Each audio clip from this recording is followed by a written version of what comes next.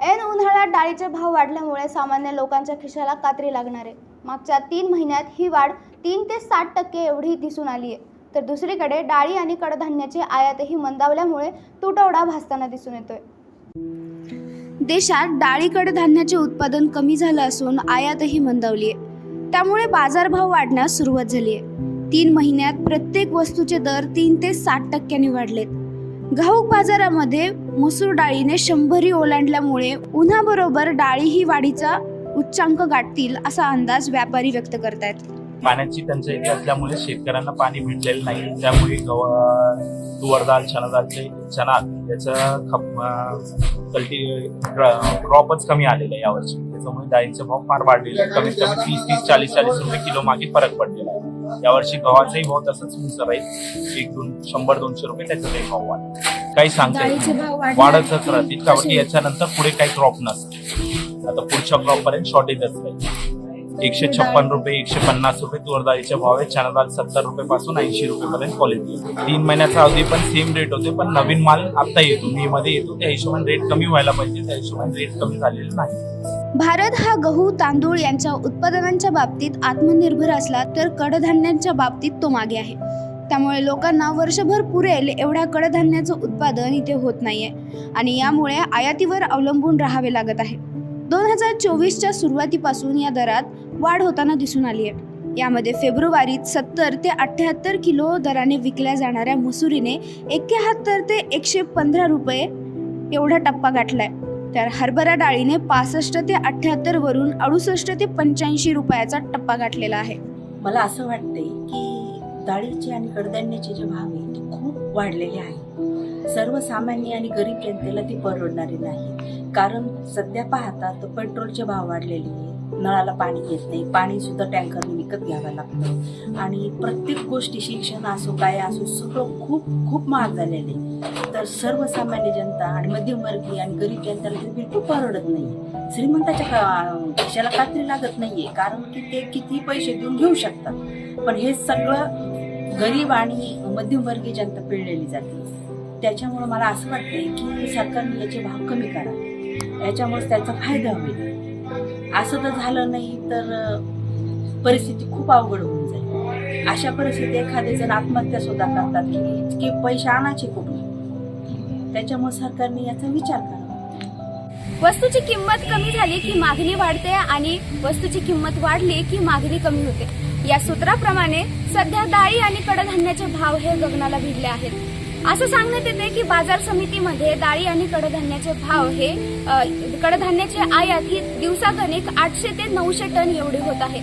यावर्षी जर व्यवस्थितरित्या पाऊस पडला नाही आणि वेळेवर पेरणी झाली नाही तर हे दर वाढले जातील, यामध्ये चढ उतार होत राहतील अशी शक्यता वर्तवली जात आहे। कॅमेरामन युवराज चव्हाणसह धनश्री देशमुख, MGM न्यूज, औरंगाबाद। महाविकास आघाडीच्या जागा वाटपात काँग्रेसच्या वाट्याला आलेल्या मुंबईतील 2 जागांवरून पक्षात संभ्रमाचं वातावरण निर्माण झालंय। तगडा उमेदवार नसल्यामुळे काँग्रेसमध्ये शोधाशोध सुरू आहे। मुंबई उत्तर मधून असलम शेख व वर्षा गायकवाड यांनी उभं राहावं असा आग्रह काँग्रेस स्थानिक पदाधिकारी करतात। पाहुयात यावरील एक स्पेशल रिपोर्ट।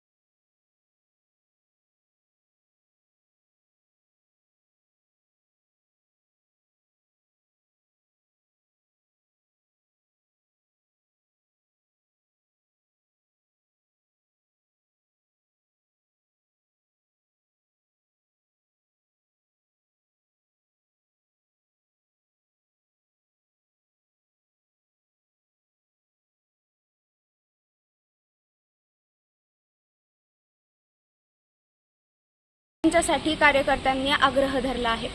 त्यामुळे मुंबईमधील एकूण 6 मतदारसंघांच्या जागांपैकी या 2 जागा कोणाला भेटणार आणि याची उमेदवारी कुणाकडे असणार हे पाहणं तितकं महत्त्वाचं आहे.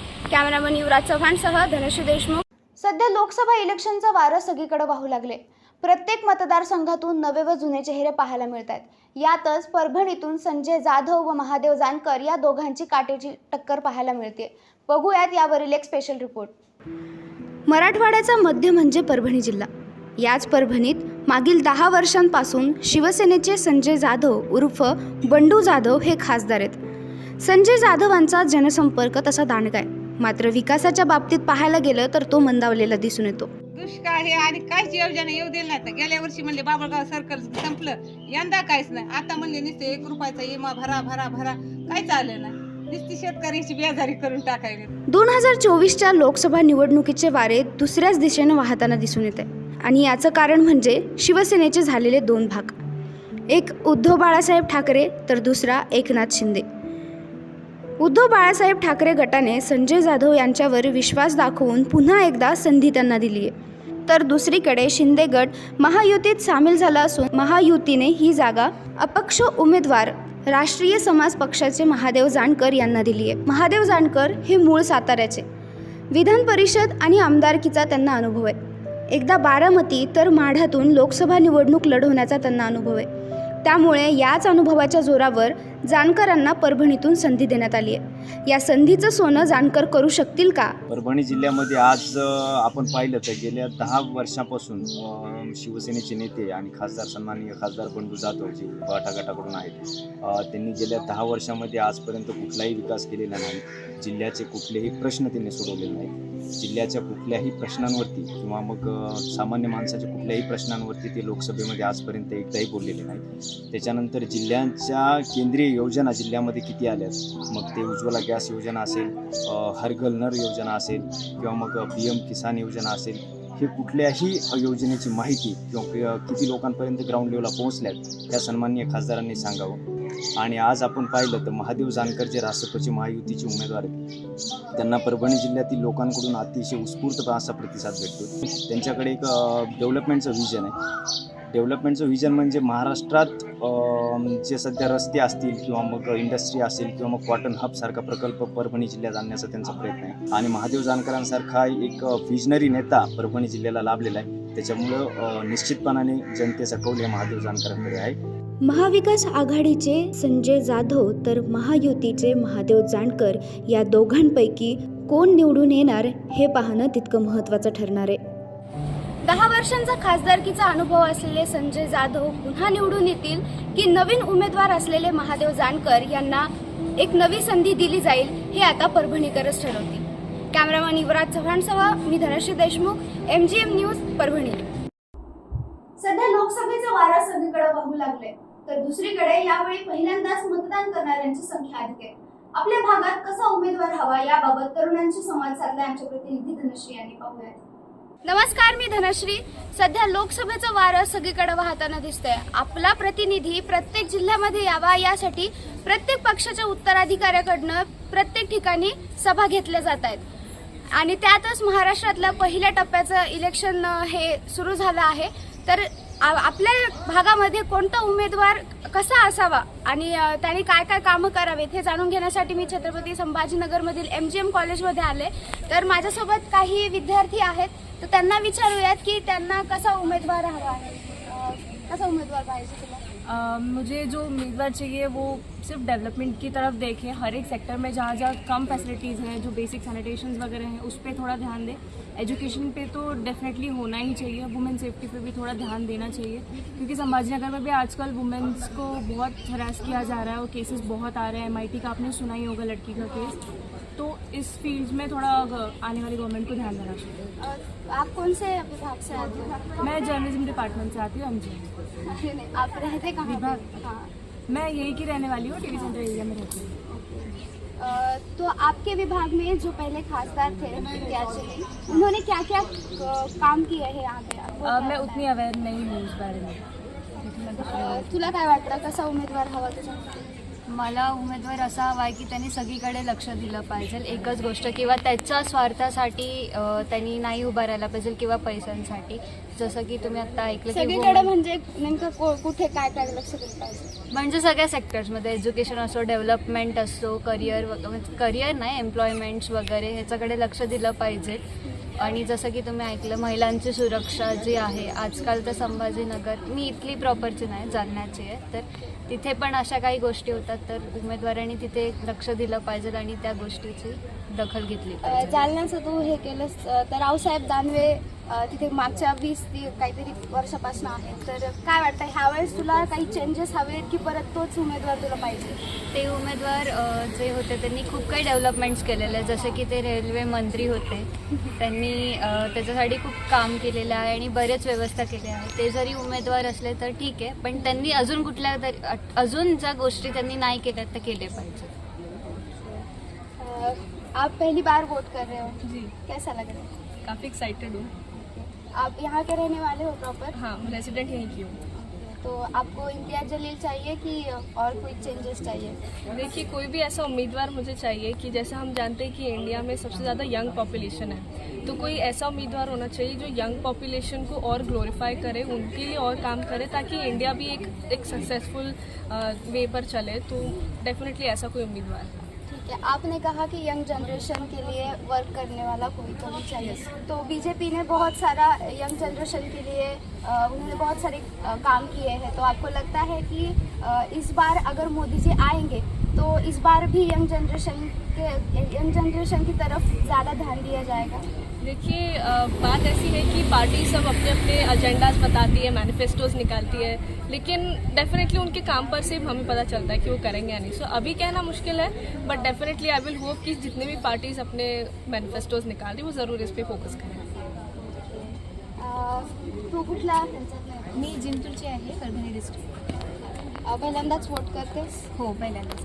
तर तुला काय वाटतं कोण येईल आपल्याकडे? की कारण मी पण परभणीचे आहे, सो कोण येईल? महादेव जानकर येईल की परत बंडू जाधवचाच तिथे? मला तर असं वाटतं की परत संजय जाधवच येईल, कारण त्यांचा जे प्रभाव आहे परभणीवरती खूप जास्त आहे आणि त्यांनी काम पण बऱ्यापैकी खूप जास्त केलंय तिथे. आणि काय नवीन नेमकं काय केलं? परभणी, आता स्पेशली मी माझं एक्झाम्पल देते. जिंतूर परभणी रोड पहिले असं होतं की रस्त्यांवर इतके खड्डे होते की नॉर्मल आपण ट्रॅव्हल करू शकलो नसतो, पण ते रस्ता त्यांनी बनवला आहे, त्याचं काम पण चालू आहे, त्यांनी काम बऱ्यापैकी केलं आहे. आणि लोकांचं असं मानणं आहे की नवीन चेहरे येऊन काही फायदा होणार नाही आहे, कारण तो माणूस जे आहे तो बाहेरचा आहे. तुम्ही प्रॉपर परभणीतल्या माणसाबद्दल बोला आणि त्या माणसाने खरं काम पण केले आहे. जिंतूरची मी बोलले तर आमच्याकडे मेघना बोर्डीकर आहे आणि ती 10 वर्षापासून येत आहे आमच्याकडे आणि तिने खूप काही काम पण केलं आहे कम्पॅरेटिव्हली पहिल्या आमदारपेक्षा. तर आमच्या परभणीमध्ये शिवसेना आणि जिंतूरमध्ये माझ्या हिशोबाने भाजप तेच वापस येते. पंतप्रधानांची आताच 2 दिवसापूर्वी सभा झाली, त्या सभेचा काही इम्पॅक्ट पडेल का असं वाटतं? मला असं वाटतंय की होईल इम्पॅक्ट, पण जास्त अमाऊंटमध्ये नाही वाटत मला, कारण परभणीचे प्रॉपरच्या लोकांचं असं म्हणणं आहे की संजय जाधव, बंडू जाधव त्यांचा बॉस आहे आणि तोच येणार वापस, असं मला वाटतं. तू कुठून येतोस? मी संभाजीनगरचं. तुला काय वाटतं कोण येईल? कसा हवा तुला उमेदवार? मला आता उमेदवार बघा, संभाजीनगरमध्ये खूप अशी चढत खूप चालली आहे. त्याच्यामध्ये AIM आहे, नंतर शिवसेना आहे आणि अपक्ष पण आहेत. अपक्षामध्ये मला जसं मी जीवन राजपूत यांच्याशी भेटलेलं इंटरॅक्ट केलं, मी नंतर इम्तियाज जलील यांच्यासोबत इंटरॅक्ट केलं.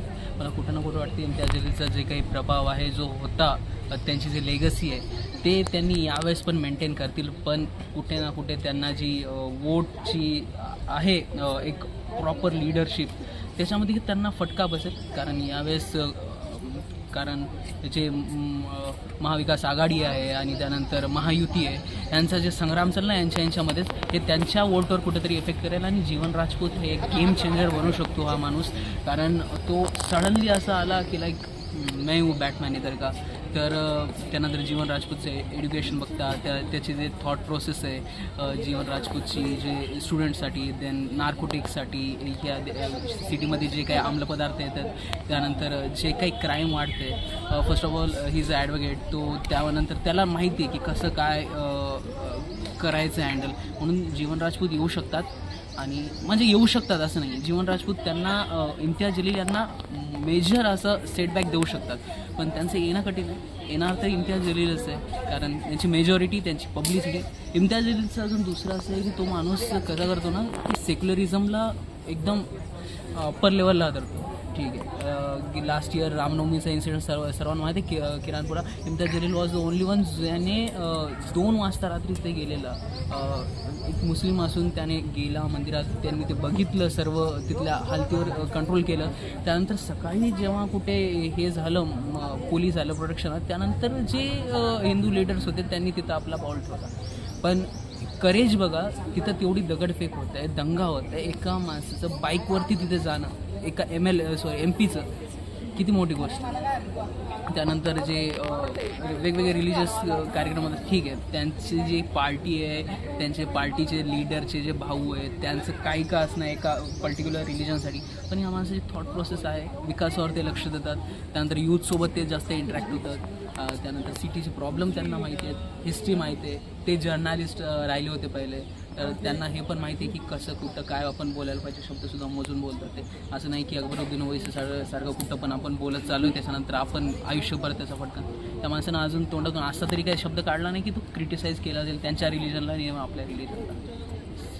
ठीक आहे, तू एवढं सगळं बोललाच आहेस, तर तुला एक अजून मी प्रश्न विचारते की BJPमध्ये राज ठाकरेंनी प्रवेश केलाय, तर काय असा इम्पॅक्ट पडू शकतो त्यांच्या मनसेच्या सीटवरती? ते प्रवेश नाही आहे त्यांचा, तो जस्ट की आम्ही खुल्या हातानं बाबा समर्थन देतो. 2019ला म्हणे या देशाला 3 वेळेस स्वातंत्र्य भेटलं होतं, एक 1948, त्याच्यानंतर 1977, आणि या देशाला 2019मध्ये परत स्वातंत्र्याची गरज आहे. आणि तेव्हा त्यांनी आम्ही मोदी हटाव ही मोहीम सुरू केलेली.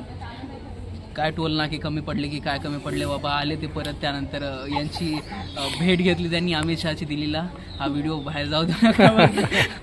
नंतर अमित शहाची त्यांनी भेट घेतली दिल्लीला. चर्चा कुठेतरी असं आलं की त्यांना 2 सीट पाहिजे होत्या, त्या 2 सीटवर BJP कॉम्प्रोमाइज केलं नाही BJPला, कारण BJPचं ते त्यांचं असं झालं की बाबा आमचेच लोक एवढे आहेत, त्यांच्यासाठी कन्फर्म सीट होत नाही आहे, तुम्ही RAC घेऊन येत आहे तुमचं, तर तसं होतं आहे. आणि त्याच्यामुळं ठीक आहे, त्यांनी मला असं वाटतं राज ठाकरेला विधानसभाला एक मागे एक पॉवर पाहिजे, पूर्ण त्यांना एक सपोर्ट पाहिजे, तर तो सपोर्ट त्यांना BJPवरून भेटू शकतं. कारण त्यांनी जे मागच्या ब्रिजभूषण सिंग संघ जे झालं होतं, त्यांचं संग्राम पेटला होता, त्यानंतर तो माणूस तर असा शांत बसला जसं देवच मानून घेतला त्यांना राज ठाकरे. आप आइए हम आपका स्वागत करेंगे. तर असं आहे ते राज ठाकरेची भूमिका. राज ठाकरे म्हणजे महाराष्ट्रातले नितीश कुमार आहेत. ते आज इकडे तर उद्या तिकडे, काही नवल नाही. जर तो माणूस उद्या जाऊन म्हणला की मी ठीक आहे बाबासाहेब आंबेडकरांना समर्थन देतो पुढच्या विधानसभेसाठी, मला काहीच नवल नाडणार. कारण अमित ठाकरे जेव्हापासून एंटर केल्या पॉलिटिक्समध्ये, मनसे तुटते. त्या माणसाला माणसं जोडता येत नाही आहेत. जे राज ठाकरेंनी काम केले माणसं जोडण्यामध्ये, ते कुठं ना कुठं त्याचेच माणसं तोडतोय. वसंत मोरेचं जाणं इतकी मोठी आणि इतकं मेजर सेटबॅक होता. राज ठाकरेच्या तोंडातून एक शब्द पण नाही निघाला. वसंत मोरे 2 वर्ष झालं सगळ्यांना माहिती, वसंत मोरेची तार तुटते. अमित ठाकरेंनी डायरेक्ट तलवार मारली त्याच्यावर. वसंत मोरे आणि त्या माणसं एकदम कट्टर मराठी माणूस, जर तो याच्यासोबत जातोय, आंबेडकरांसोबत जातोय, तर किती मोठी प्रश्न आहे. त्या माणसाला फक्त सत्तेत यायचं आहे. तुम्ही एक सीट नाही देऊ शकला त्यांना. तो कॉन्फिडन्स वसंत मोरे जो इतका होता, मी एकटा पुणे लढवून आणल, तुम्हाला विश्वास नाही करता आला वसंत मोरे. आणि जेव्हा वसंत मोरे गेले, त्यांनी दंडवत केलं, साहेब मी चाललोय. ही कुठल्या का पक्षाचा माणूस राहिला, त्याला तो कळलं की या माणसाच्या मनात काहीतरी चालत होतं. सगळ्यात दर्दनाक ब्रेकअप आहे पॉलिटिक्समधलं, आय स्वेअर. ओके, ठीक आहे. सगळ्यांना माझा एक कॉमन क्वेश्चन आहे, राहुल गांधी की नरेंद्र मोदी? राहुल गांधी माझं नाही येतो. काहीच बोलतायत. ठीक आहे. तर हे होतं, म्हणजे आजच्या युवांना असं वाटतं की त्यांच्या भागामध्ये रोजगार असेल, क्राईम असेल, ह्या सगळ्या ज्या गोष्टी आहेत त्यावरती लक्ष देणारा, प्रत्येक सेक्टरवरती लक्ष देणारा उमेदवार त्यांना हवा आहे. तर आपण जाणून घेतलं की विद्यार्थ्यांना काय वाटतं. मागील काही दिवसांपासून पर्यावरण प्रेमी सोनम वांगचुक यांच्या नेतृत्वाखाली विविध मागण्यांसाठी लडाखमध्ये आंदोलन सुरू आहे. वांगचुक यांनी लेह ते प्रत्यक्ष नियंत्रण रेषेपर्यंत पश्मिना मार्चचा कॉल दिला होता. मात्र लेह अपेक्स बॉडीने चीनच्या चांगथांग सीमेपर्यंतचा मार्च मागे घेतला आहे. पाहूयात याबाबतचा एक स्पेशल रिपोर्ट. आप मुस्कुरा क्यों रहे हैं? एक्चुअली सर बचपन से चाहता था कि इंजीनियरिंग कॉलेज में पढूं। आज यहाँ बैठा हूँ, बहुत मज़ा आ रहा है सर। ज़्यादा मजा लेने की ज़रूरत नहीं है। बोलो, मशीन का डेफिनेशन बोलो। Sir machine is any three idiots या चित्रपटातून जगासमोर आलेली फुनसुक वांगडू यांची कहाणी खऱ्या आयुष्यात ही पर्यावरण प्रेमी, शिक्षण तज्ञ, सामाजिक कार्यकर्ते सोनम वांगचुक यांची आहे. या चित्रपटातून ओळख झालेले वांगचुक आता पर्यावरणाला वाचवण्यासाठी लडाखमध्ये गेले अनेक दिवस आंदोलन करत आहेत. या घटनेमुळे जागतिक पातळीवरूनही अनेक प्रतिक्रिया उमटत आहेत. आता हे नेमकं प्रकरण काय आहे ते जाणून घेऊया. सन 2019 जम्मू काश्मीरचे 370 कलम रद्द करण्यात आले आणि जम्मू काश्मीर आणि लडाख ही दोन केंद्रशासित प्रदेश निर्माण झाले. यामुळे लडाखला स्वातंत्र्य अस्तित्व तर प्राप्त झालं, मात्र जम्मू काश्मीर सोबत असलेला विशेष दर्जा हा दूर झाला. हे कलम रद्द करताना लडाखला राज्यघटनेच्या 6व्या परिशिष्टानुसार संरक्षण दिले जाईल असा शब्द तत्कालीन केंद्र सरकारने दिला होता. तसंच 2019च्या लोकसभा निवडणुकीच्या जाहीरनाम्यातही लडाखला स्वतंत्र राज्य देण्याचं आश्वासन दिलं होतं. तर मागील वर्षी झालेल्या स्थानिक स्वराज्य संस्थांच्या निवडणुकीतही पुन्हा तेच आश्वासन दिलं गेलं, पण ना शब्द पाळला गेला ना त्या दिशेने कोणती पावलं उचलली गेली. आता तर लेहमध्ये अशी परिस्थिती आहे की जो कोणी 6वे परिशिष्ट असा शब्द उच्चारेल त्याच्यावर दडपशाही केली जाते, असा आरोप सोनम वांगचुक यांनी केलाय. एवढंच नाही तर सरकारला लडाखचं कन्स्ट्रक्शन करतायत असा देखील आरोप त्यांनी केलाय. त्यामुळे 6 मार्च 2024 रोजी लेह शहरातील नवांग दोर्जे मेमोरियल पार्क येथे वांगचुक यांनी लडाखची नैसर्गिक संपत्ती वाचवण्यासाठी हे आंदोलन सुरू केलं होतं. त्यांच्या आंदोलनाला स्थानिकांचा मोठा प्रतिसाद मिळतोय. त्यांच्या समर्थनार्थ 3 फेब्रुवारीला लेहमध्ये हजारो नागरिकांनी रस्त्यावर उतरून बंद पाळला होता. आपल्या प्रदेशातील लोकशाही वाचवण्यासाठी वांगचुक आणि त्यांची सोबती 0°C मध्ये हे आंदोलन करतात. मात्र सरकारच्या डोळ्यावर लोकसभा इलेक्शनची पट्टी बांधली गेल्यामुळे त्यांना बर्फाने गाठलेली माणसं दिसतायत की नाही असा प्रश्न उद्भवतोय. सोनम वांगचुक यांनी दावा केलाय की चीनने भारताची सुमारे 4000 चौरस किलोमीटर जमीन ताब्यात घेतली. तसंच कारगिल डेमोक्रेटिक अलायन्स म्हणजेच केडीए सह सर्वोच्च संस्था लडाखला राज्याचा दर्जा मिळावा आणि संविधानाच्या 7व्या अनुसूचीमध्ये त्याचा समावेश करण्याच्या मागणीसाठी हे आंदोलन करण्यात येत आहे. सोनम वांगचुक यांनी नुकतेच 21 दिवसांचे उपोषण केले होते. लेहमधील सध्याची परिस्थिती पाहता सरकार पिसाळलेल्या हत्तीसारखं वागतंय. त्यांना राष्ट्रीय सुरक्षा किंवा लोकांच्या भावना आणि त्यांच्या समस्यांची काळजी नाहीये. त्यांना केवळ आणि केवळ झोपण्याची चिंता आहे आणि ते हिंसाचाराचा वापर करूनही लोकांना मोर्चा काढण्यापासून रोखू शकतात. याच विचारानं सोनम वांगचुक यांनी पश्मिना मार्च काढला होता. हा पश्मिना मार्च लडाखच्या त्या पूर्णांमध्ये चीनी घुसखोरी अधोरेखित करण्यासाठी आणि पर्यावरणीय दृष्ट्या नाजूक प्रदेशातील वास्तविक वास्तव समोर आणण्यासाठी काढण्यात आला होता. परंतु आम्हाला राष्ट्रीय सुरक्षा तसेच शांततापूर्ण वातावरणाची चिंता आहे. दुसरे आम्हाला देशभरात लडाखमधील परिस्थितीविषयी जनजागृती करायची, ते आम्ही आधीच साध्य केले आणि त्यामुळे लोकांच्या हिताचा विचार करून आणि कायदा व सुव्यवस्थेची अंमलबजावणी करणाऱ्या संस्थांशी कोणताही संघर्ष टाळण्यासाठी प्रस्तावित सीमा मोर्चा स्थगित करत आहोत असं सांगत वांगचुक यांनी हा मार्च मागे घेतला. आता हा मार्च मागे घेण्यात खरंच जनतेचं हित आहे की सरकारचा यामध्ये काही हात आहे हे मोठं प्रश्नचिन्ह आहे.